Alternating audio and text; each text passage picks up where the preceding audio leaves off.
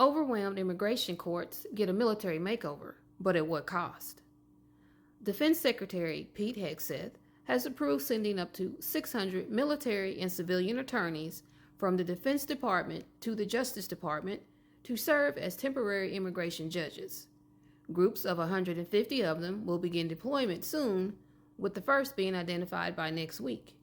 Their terms will last up to 179 days, with possible extensions. Here's some context. The move responds to the 3.5 million case backlog in immigration courts, which has been worsened by the Trump administration's crackdown on illegal immigration. Immigration enforcement has increasingly relied on the military, from patrolling the border and transporting detainees to housing migrants on bases.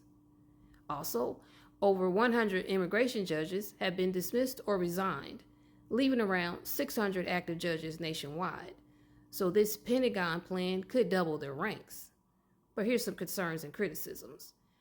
Immigration lawyer groups, they call the plan destructive, warning that military attorneys lack expertise in immigration law. Critics liken the idea to a cardiologist doing a hip replacement, raising concerns about due process, fairness, and system integrity.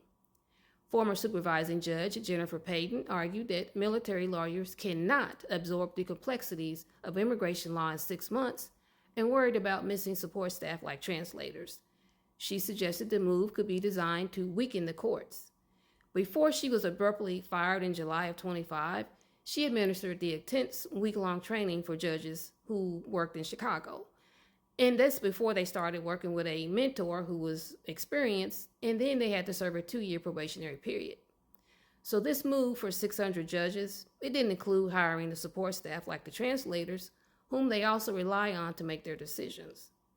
Here's some legal issues. DOJ requested this assistance, but they must ensure compliance with the Posse Comitatus Act, which prohibits the military from domestic law enforcement. It's also unclear how diverting so many judge advocates will affect the military's own justice system.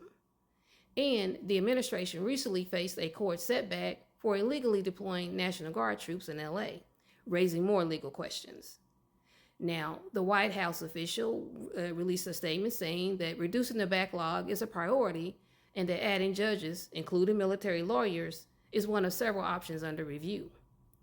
But if this is only under review, why did Hegseth already approve this measure? So what do you think? Will this fix the backlog, or will it cause new problems? Leave a comment and let me know. Now, here's my reminders. 1, don't stop demanding release of those documents. Yes, I know the House subcommittee released some documents that they obtained via subpoena, but it seems like, well, quite a bit of that information that was released has already been released. So did we really learn anything new? Let me know in the comments. Reminder number 2, keep your eyes on the prize. Do not get distracted by the foolishness, mayhem, lies, and debauchery coming out of the 47th administration. And remember, the prize is the White House and democracy in America. And 3, black out the system. That will take place on September 16th through the 20th, 2025.